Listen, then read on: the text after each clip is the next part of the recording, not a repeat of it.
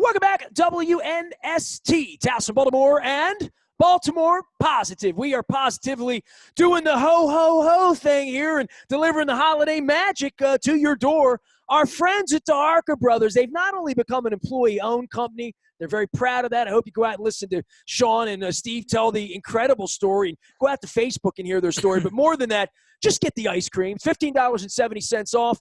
The little pink bus we deliver out here. And when my back gets fixed, I'll hold the whole box up here and tell you we put 8 pints of this in. Not empty pints. These are the ones that are already previously consumed by me and my wife. And occasionally my cat will have a little bit of it. But I didn't even give the cat any of the sweet potato crumble because I ain't sharing like that. They got the eggnog. They got the peppermint bark. 28 flavors available. One click away. The code is Baltimore Positive. I do not want to overlook our other sponsors. Fadley's, which is where we'd probably be hanging with this dude who was our next guest over a crab cake and a proper, especially on a cold day after it snows, maybe little crab soup, little cream of crab, something like that with some crackers. But I'm going to work that curbside. You should be too. And if you want to make someone really, really happy, you can deliver that to Harka Ice Cream to them, or you can ship them some Fadley's crab cakes anywhere in the U.S. Still time to do that. Davey was so busy the other day she couldn't come on the program. She was going to come on and talk about the curbside thing in the city and all the regulations and everything that's going on down in Lexington Market. But she's busy shipping crab cakes. Also, our friends at State Fair and our friends at El Guapo, they're curbside. We're telling everybody, take care of each other. I mean, come on, shop local. We all know somebody down the street can use the business. I gave some love to Amici's last week, some love to Pier Point. I'll be out taking care of Fadley's later on in the week because my belly needs a crab cake or two. Don, we'll talk about Moeller and Gary Realty, and I know you're proud of your son, and they're selling houses, and they're doing all that stuff, and I'm going to encourage everybody to go to Moeller and Gary Realty.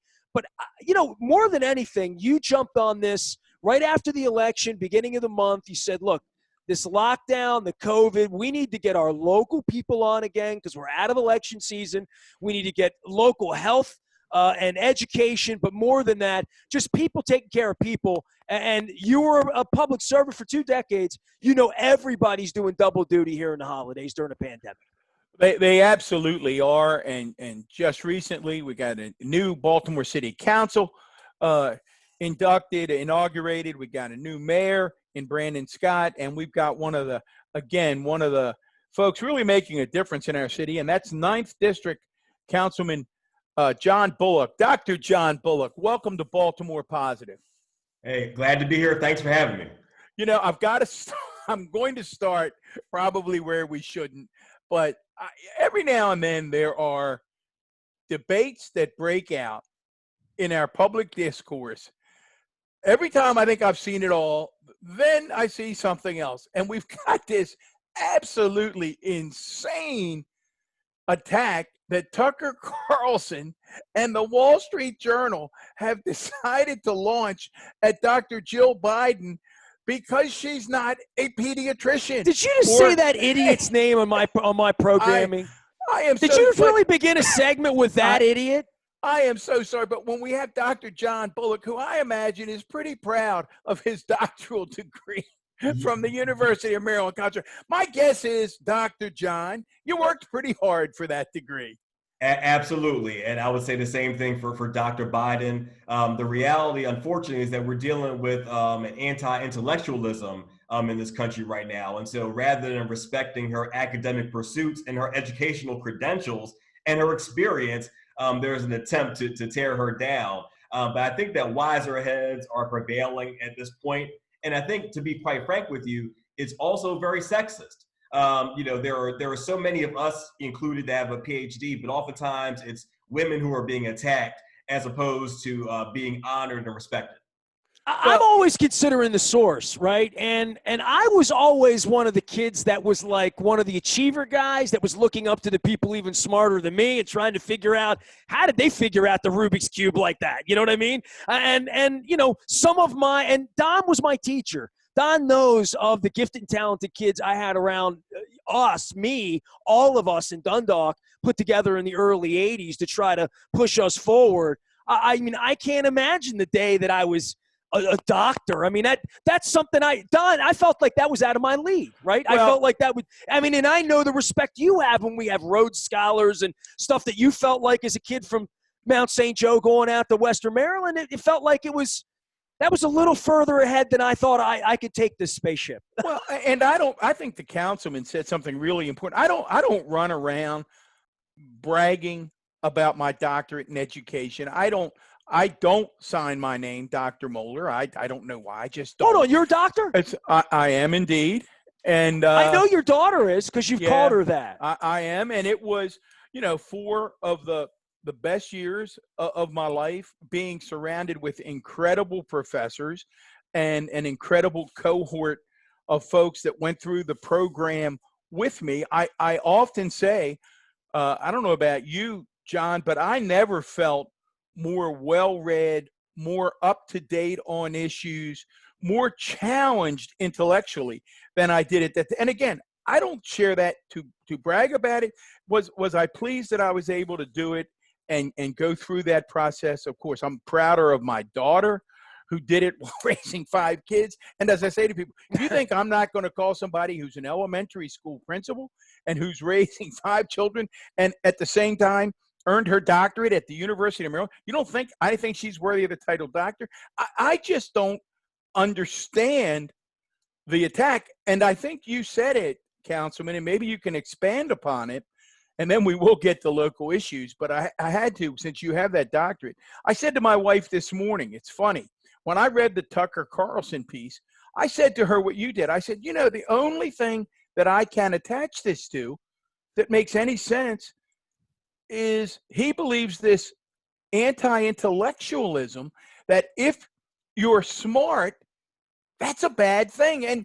And my wife has famously said over the years, anyone who has been around her has heard her say, I don't know what this penchant is to have people who aren't all that smart in important positions. She said, if Barack Obama is the smartest guy in the room, I kind of want my president to be the smartest guy in the room. So you're a college professor, you're an elected official, you got a vast array of experiences. What do you think is at the core of this anti-intellectualism? Throwing your curve because you weren't prepared to talk about that. No, but what do you think is at the core of that?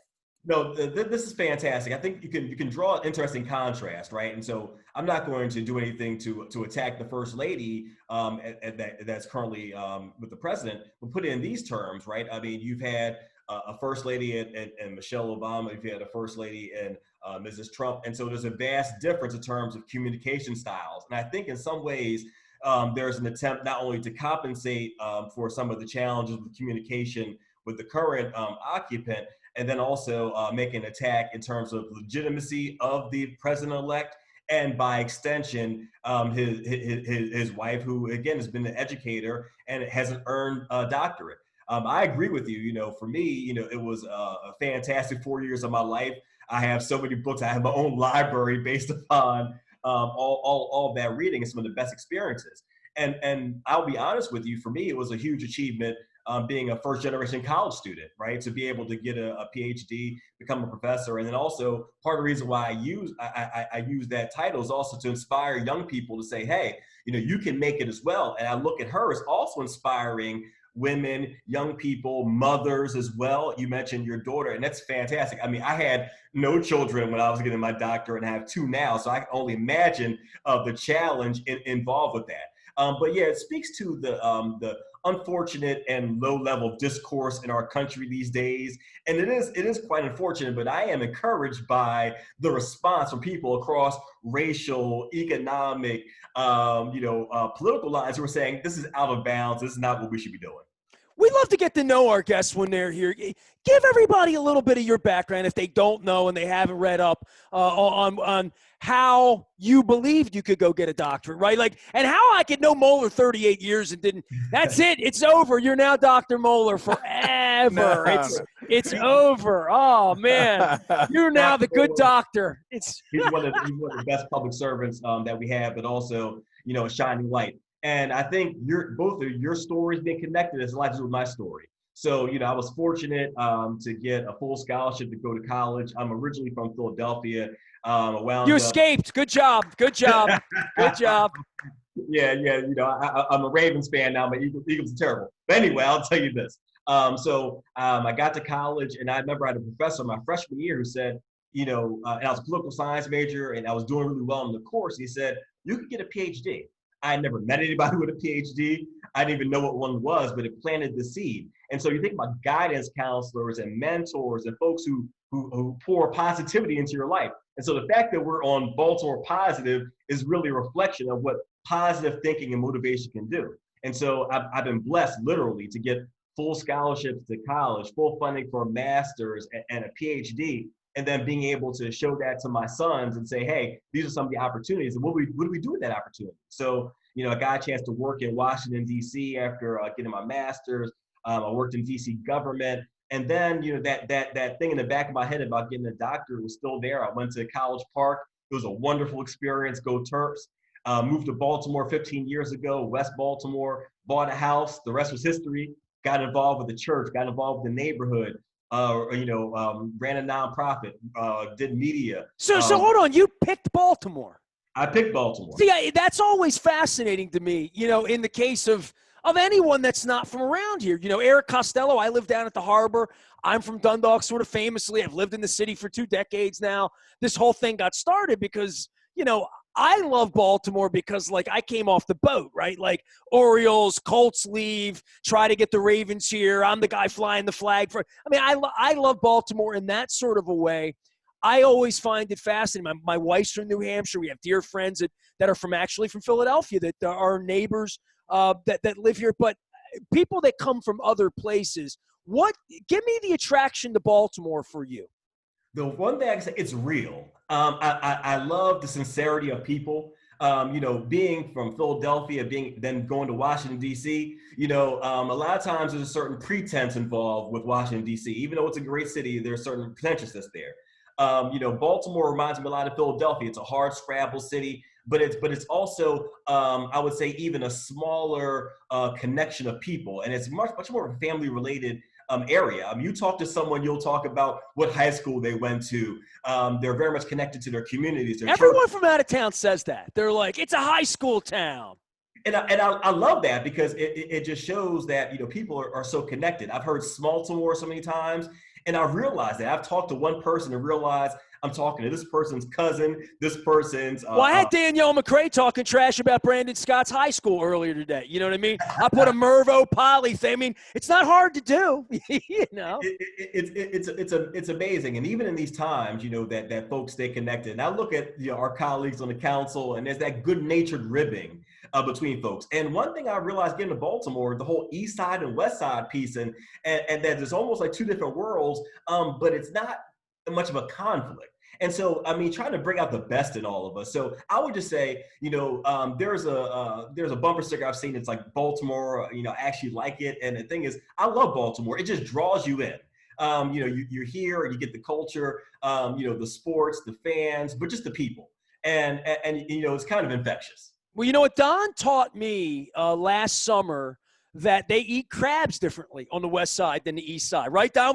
We learned lessons on all this. I want to throw this, and Don, I'll bring you back into this thing here. When I was a kid, because you love these stories of Julie Chanda and or now her last name is Szymanczyk, correct? You're on mute, Don. 2020. Says Julie Szymanczyk. She was my first grade teacher, and Don has been lifelong friends with her. So it's a whole East Side thing. But my elementary school principal, when second grade, was Dr. Kohlmeyer, and he wasn't like a medical doctor. And when you're 7 years old, you're wondering. And I do remember, and Don, this is where the Archie Bunker. I grew up Archie Bunker, Dundalk. This is 1974, literally, in Colgate, that the neighbors are like, who the hell do you think he is calling a doctor? He ain't no doctor. So I do remember a pushback, anti-intellectualism that I grew up with. But I did know you could become a doctor without a stethoscope. I did learn that early. Well, it's like the councilman said, and we don't want to run that one into the road. For me, it was just a personal journey. It wasn't about, and I'm sure it's the same for the councilman. It wasn't about having people, when I went back, to call me doctor. Well, the good news is people know that there is such a thing now. I didn't even know you were one. I've known you my whole life. Well, it was a personal journey, as Dr. John said. Never read more in my life, never exposed to such diverse thought in my life, and never challenged as much academically in my life. So Well, as this a goes back to personal, critical thinking that we've talked about a lot, yes, right? it was a personal journey. So that part was great. Now, John, for you, you've got all this background. You're a college professor. You're getting the doctorate. You're involved in community association issues. You're working in a nonprofit. At some point, as you know, you've heard me say, I tip my hat to anyone who jumps in and runs. I was involved in government for a long time. Never put my name out there to run. Through tragic circumstances, got it to serve for 7 or 8 months, but never ran myself. What prompted you to say, you know what, I've got to jump into this arena? I know it's hard. I hate raising money. They lock you in that little room down there, and I can see you smile, and you give you a list of names, and you dial for dollars. It's awful. What made you want to do that? So first I'll say, you don't know what you don't know. So the first time I ran, I did not win. So it was 2011, and I didn't know what it took in terms of building a team and raising money. All I knew was I wanted to serve the community. I would knock on doors. They didn't teach you that in college, right? I mean, all those poli-sci classes, it was all, it was all stuff, but it wasn't the real stuff, right? It's all theory. And so here's the thing that's so interesting. One of the things I love, and I just entered my grades for the semester at Towson University, so I'm happy to be done for the semester. And it was a different semester of all in terms of just virtual teaching. But I will say I was always inspired by my professors who had theory and practice. And so when I could tell my students, look, I know the book is saying this and that's valid, but here's how it actually gets implemented. Here's where some of the challenges are and the bumps in the road. But I will be honest with you that, having the experience of being, have a master's in city planning and having a doctorate in government, I wanted to use those skills and talents and blessings to help improve the community. Because I represent West Baltimore, and as many of us know, West Baltimore has a number of challenges. And so, having a background in housing and community development, these have always been interests of mine as a young person growing up in a neighborhood that had challenges, living in a neighborhood that had challenges and wanting to make things better. So, the second time around, I learned so much more about, canvassing and campaigning and strategy and operations and all those things. But essentially, it's the heart to serve. But I realized how crazy I was jumping out there the first time and even the second time, and even running again and being reelected for another term. I'm up for another tour of duty, and it's not always easy, but it's rewarding, and I'm up for the challenge. Well, tell folks, you mentioned you represent the West Side, near and dear to my heart, East Side, near and dear to Nestor's heart. Describe your district for folks. Where is the 9th district? So I cover West and Southwest Baltimore. We don't go as far north as North Avenue. So we have the lower part of Sandtown, Harlem Park, Lafayette Square, Evergreen Lawn, Bridgeview Green Lawn, Rosemont, all the way down to Hollins Market, Union Square, Poppleton. So, Franklin Square. So we have some areas that are doing well, some that are on the cusp of changing in terms of your areas where Torrey Smith just came, correct? Yeah. So again, you think about some of the investments within our community, right? I mean, it's huge. And so when folks can, connect what they've done, whether it be in sports or philanthropy or education, and bring those resources to our community and show these young people that, hey, there's an opportunity. I know sometimes things may seem bleak, but there are people who care. And so, West Baltimore, Southwest Baltimore, we have some areas that have undergone some of the losses with, deindustrialization, the loss of industry, closing schools, violence, addiction, unemployment, incarceration. These are things that I've seen as a young person growing up, and things I know that exist in our district. And so we have to work together as a whole city to deal with this. And I'm fortunate, to be honest with you, having, not only a mayor who recognizes equity, a council president who recognizes the need for investments in West Baltimore. So working together, I'm hopeful that we can make some significant movement on some of these issues. We put this thing together a couple years ago. It was out of my anger of living here in the aftermath of Freddie Gray and in the aftermath of the mayors, both of the mayors, and corruption and all of that. And I think when this thing began 2 years ago, we didn't know where it was headed, but I think the core issue heading into the election was going to be crime, murders, that number, that 300 plus number that the news puts up every night for everybody in the counties and getting people back to the city. This is pre-COVID. And, at that, I always hear optimism from people, and there's always, well, the one thing I've learned, there's so many good people. You pointed out, there are good people trying to do good things here. With guns and crime and West Baltimore and the stigma of all of that, give us a picture of where we are in 2020, the reality, and then the hope for a guy like you that has put so much time into studying how to fix these things and how they've been cured in other places. You've dedicated your whole life to learning about this. I mean, I've had people on that, tell me the stories of what's going on in Columbia, and I don't mean Columbia, Maryland. I mean the country, and in places where impoverished, crime-infested places, Detroit, and turnaround stories that have been a part of this. But you selected Baltimore, and I think it's probably part of your life's work that it has to begin with better relationships on the street and education in all parts of our city. You were hitting so many excellent points. Let me just start with where you began in terms of Freddie Gray in 2015. I mentioned, the 9th District. The Western District Police Station is in the 9th District. Much of the unrest happened right to the north in the 7th District, although we did have some that happened in the 9th. And so one of the people who I've admired over years is Dr. King, right? And so one of the things he talked about, even, prior to his assassination, was that, riot or unrest was the language of the unheard. And so these are really symptoms of underlying causes. We look at disparities in education and employment and housing. And it was very interesting where some people descended upon West Baltimore. They saw vacant houses and they said, wow, the riots must have really had an impact. It's like, no, this has been this way.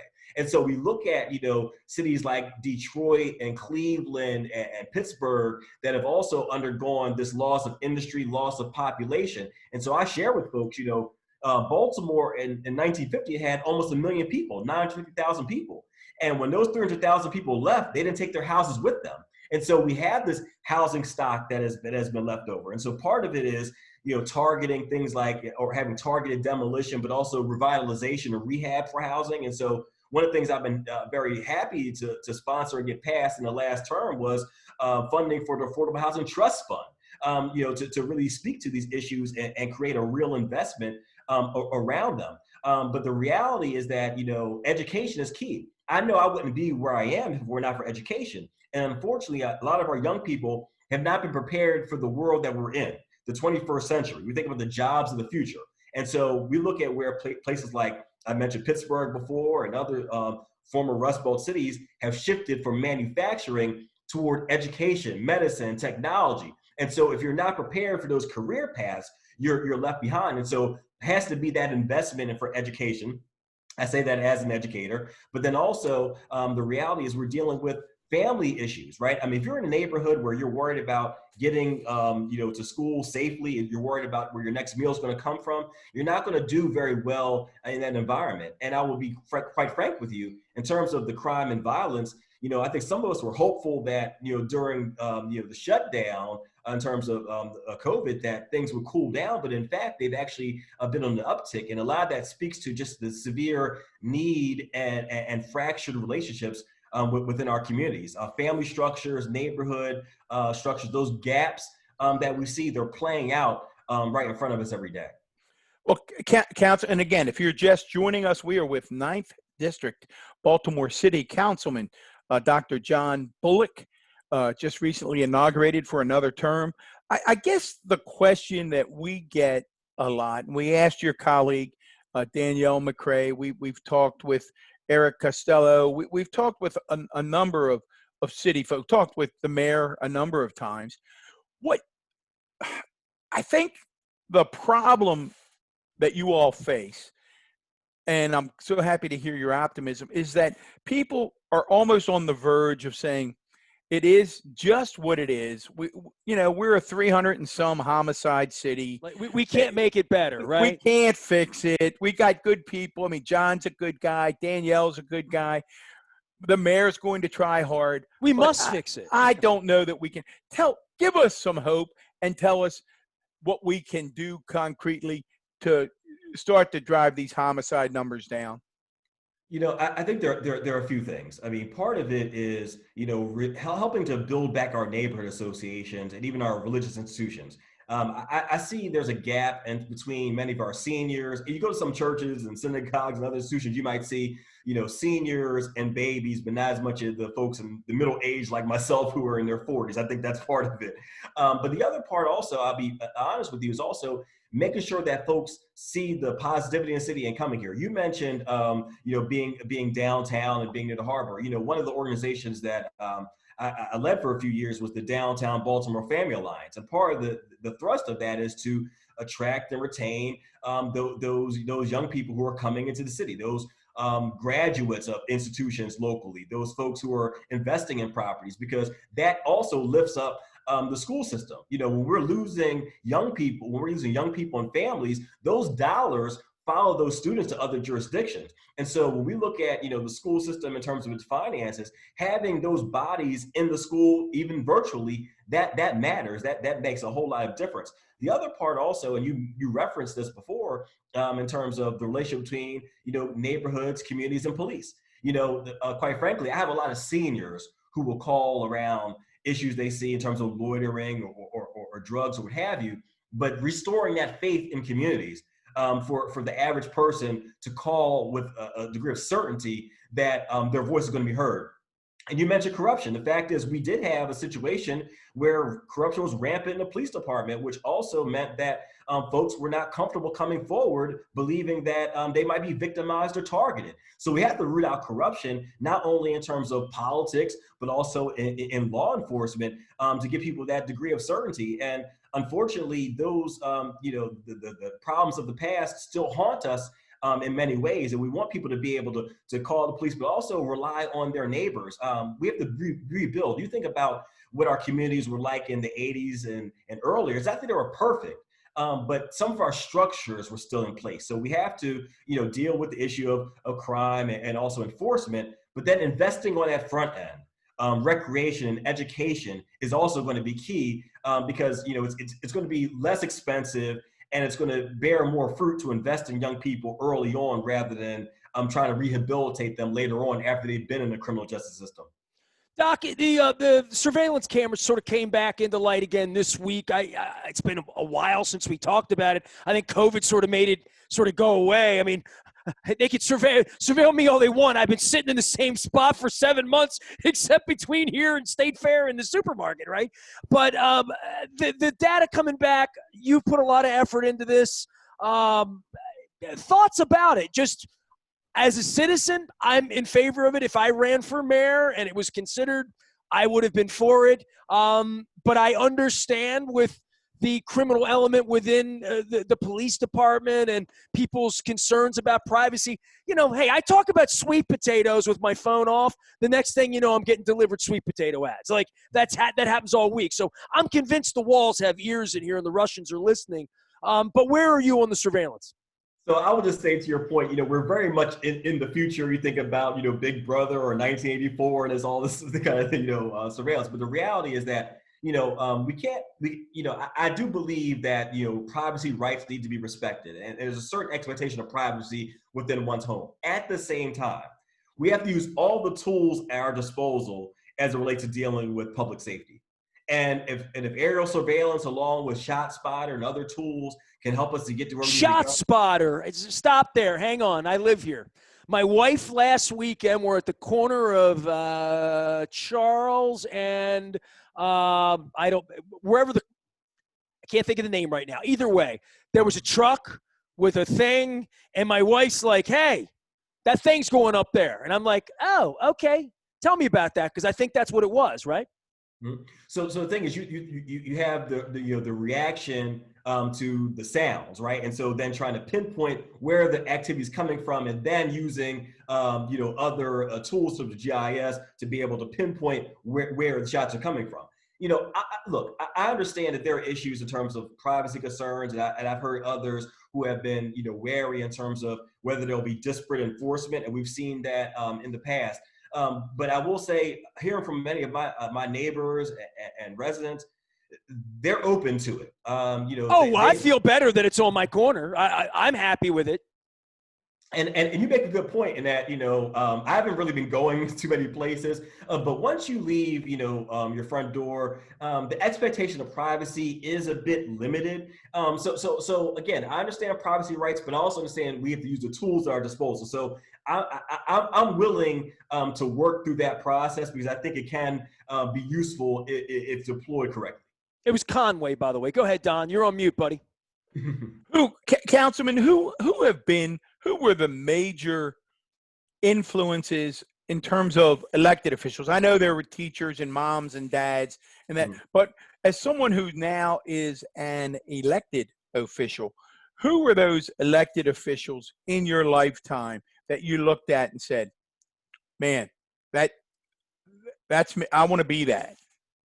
Wow, that's such a great question, and there are so many places I can go with it. I'll start, I'll mention two people who I think make a good point. So one, I'll start with Kurt Schmoke. Part of the way that I really got a chance to drill down in terms of Baltimore knowledge, having come here years ago, was doing my dissertation and looking at Baltimore, looking at Washington, looking at some of these figures. And so you look at someone, someone who came up through the city, but also, very much an intellectual who wound up, dealing with things from an attorney's point of view and being a state's attorney and then being mayor and all the challenges around that. But interestingly enough, the reason why I point to him is that he was one of the first people nationally that talked about addiction and drugs as a public health crisis. And had folks had the forethought and looked at it from that lens, we might have been able to avoid some of the pitfalls that we're dealing with now. And currently we're talking about it from a public health crisis. I also look at him as someone with a career after politics in education. I'm someone who's an educator, and I know that politics is not something that you spend the rest of your life doing necessarily. And so what do you do after the fact? The other person I point to is William Donald Schaefer.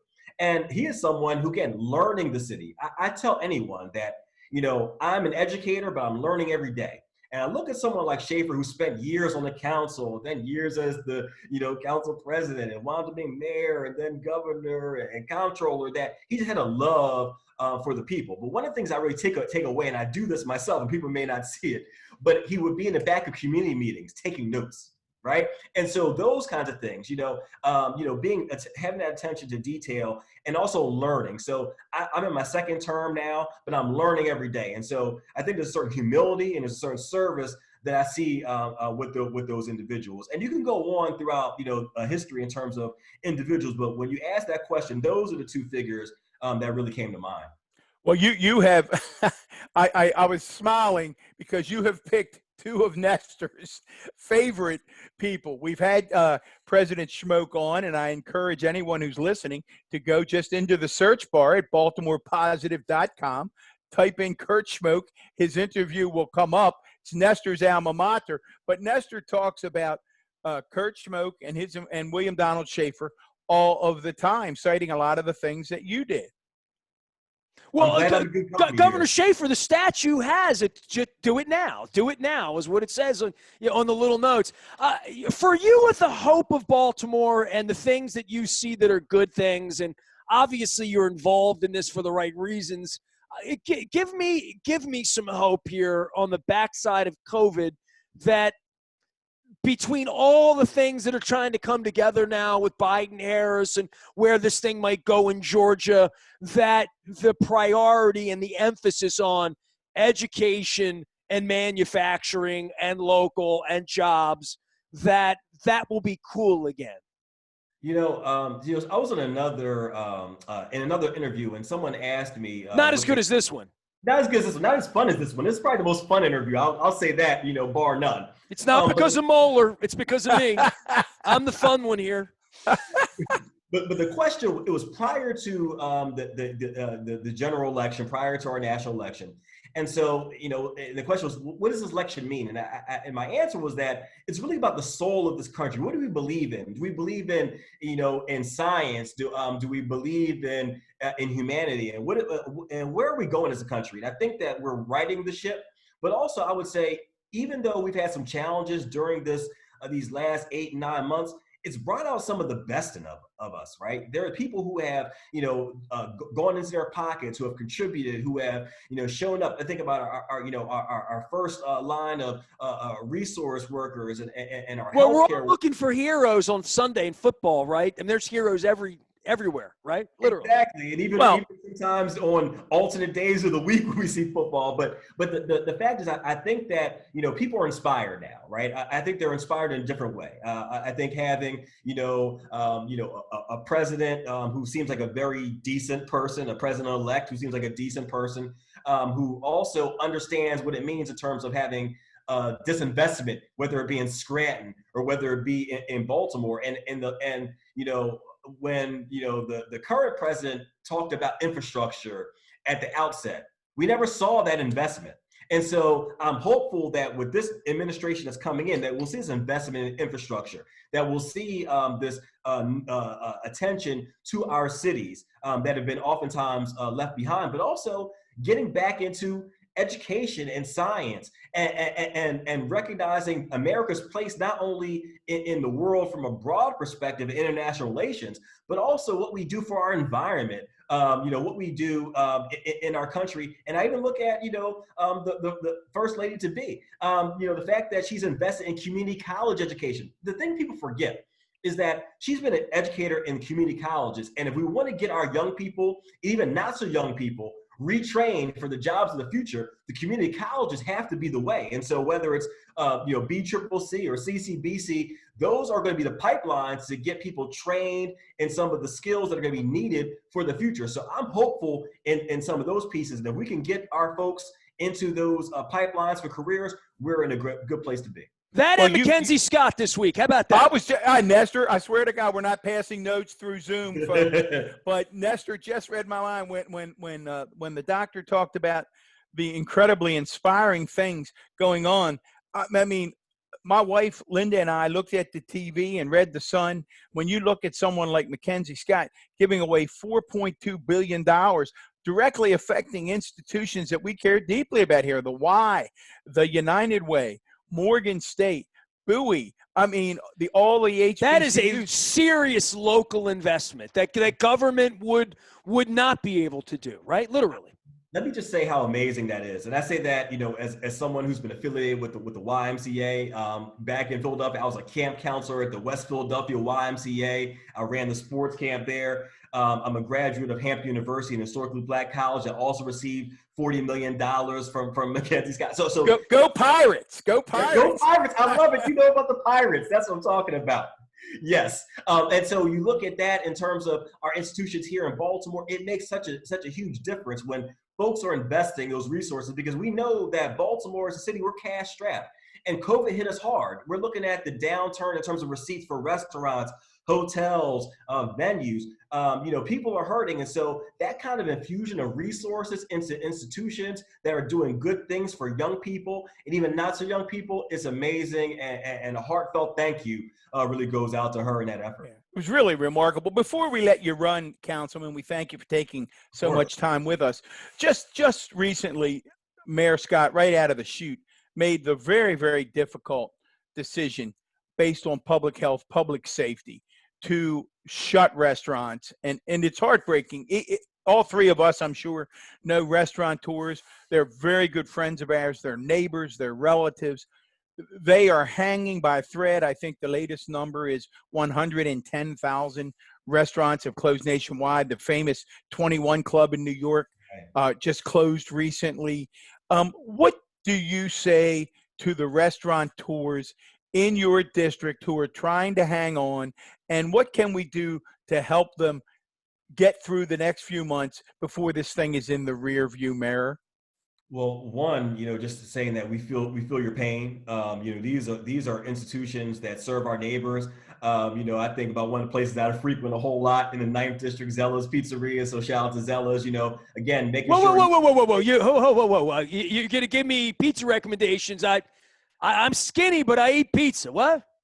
Zella's Pizzeria, 1142 Holland Street. Go check it out. Again, they're open for takeout. I probably eat more pizza than I should, but the reality is that luckily I stay thin. I do some running.